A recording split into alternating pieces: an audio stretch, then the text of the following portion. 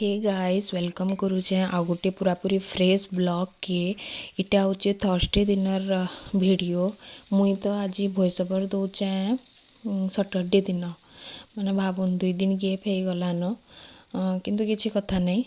तो चलन वीडियोटा स्टार्ट करदमा। इटा मुई भाजुचे बैगन जेन छोट छोट काबड़ा चित्रा नहीं थी से बैगन हेटा आनी मैं बजारू। तो हेता कि मैं 4 किलो करी कॉर्नफ्लोर टिके आउ 4 भागर भागे टिके बेसन तारपरे जीरा धनिया पाउडर टिके टिके हल्दी टिके आउ नून देकिरी ताकि फ्राए करूचा। जेन मान को साधा बैगन फ्राए भल ना लगे तांको इटा बहुत भल लगवा। मते साधा प्लेन बैगन माने केबे केनता भल लगसी सब बेले हेन्ता भल ना लगे। तो एंता करी भाजिकी खाइबे भल लगवा थोड़े ट्राए करेंगे। तारपरे एटा बनईली जीरा राइस रेगुलर एटा 2-3 थर हो गलान बेले मत इच्छा ना लगला कि मत दाली टी बेसी भल ना लगे। तो मुई ताके टिके फ्राइड राइस करदेली आउ ए तांकर लगी टिके रखीदेली जीरा राइस आ मोर लगी मुई जीरा राइस के ही फ्राइड राइस बनी पकाली। आउ इटा देखुन मंचूरियन बना होचे।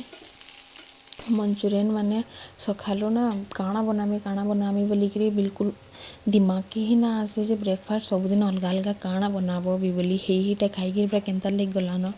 तो देखली जे बंधाकोबी अच्छे बेले भावली जे बने देसी आज मंचूरियन खाली बॉल माने एटा सखालु चटनी रे देकरी खाइलु आउ किछटा रखी दी लंच लगी कि सखालु ही भाभी जे आज जीरा राइस फ्राइड राइस करमी बोलिकी इसलिए रखी दी।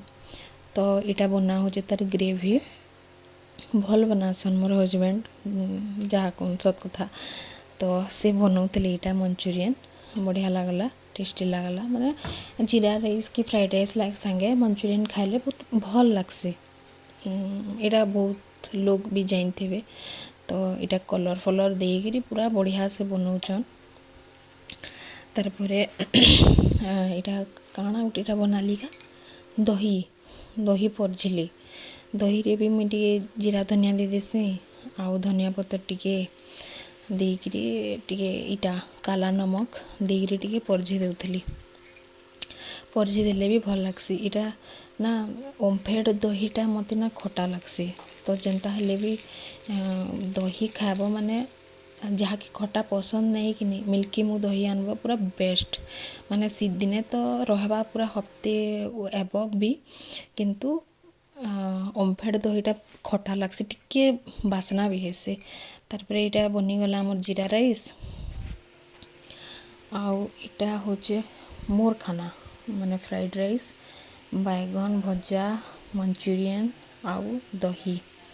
तो बहुत बढ़िया टेस्टी लगला पूरा आराम से एंजॉय कली मोर खाना पूरा बढ़िया से तारक मेहता देखी आजिकल गोटे हो गलान जे तारक मेहता नहीं देखले आउ खाना ही नहीं जबार पेट के आउ मते ना तले बसिकी ही खाइबार लगी भल लगसी माने मते शांति लगसी बहुत लगसी मते तले बसिकी खाइले। बाकी माने तो ऊपर बसिकी खासन डाइनिंग रे किंतु मैं तले सबुदिन तले ही बसिकी एकला खाइसी।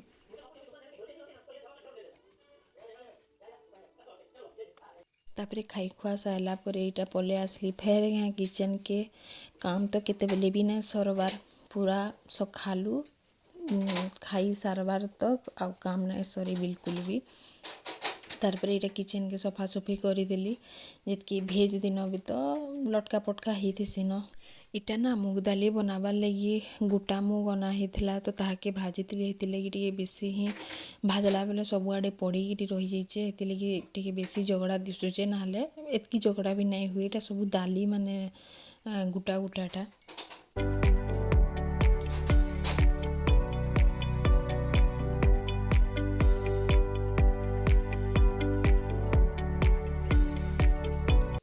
तापर यहाँ मुई दही के रखी दूचे डबारे ई दही मिल्की मु दही बहुत दिन जैसे आउ मत टेस्ट भी भल लगसी किंतु ई दहीटा ना पूरा से क्रीमी वाला दही थिला केनता जे कि जानी पूरा क्रीम जनता ऐसी कि नहीं पूरा हेन्ता ही दही थिला एटा।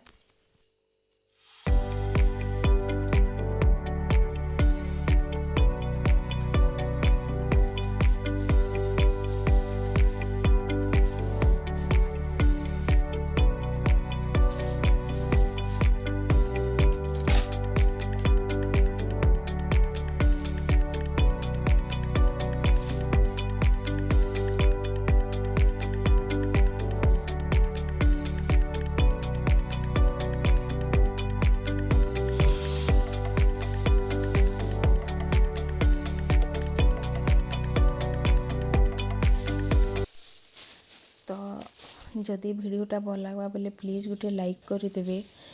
सबू भिडियो तो हेन्ता किसी भ्यूज नहीं आसबार, किंतु किसी कथा नहीं, जेन माने भी देखुचन टिके भी मोर लगी टाइम बाहर करी देखुचन वीडियो के को बहुत बहुत बहुत धन्यवाद। आउ मुई ट्राए करूथिमी जिते बेले तो आपण मानकु वीडियो माने भल ना लगवा मुई मोर 100% दूथिमी।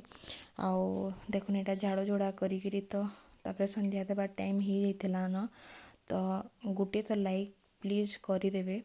आम आहरी भल भल वीडियो आनबार लगी ट्राए करमे।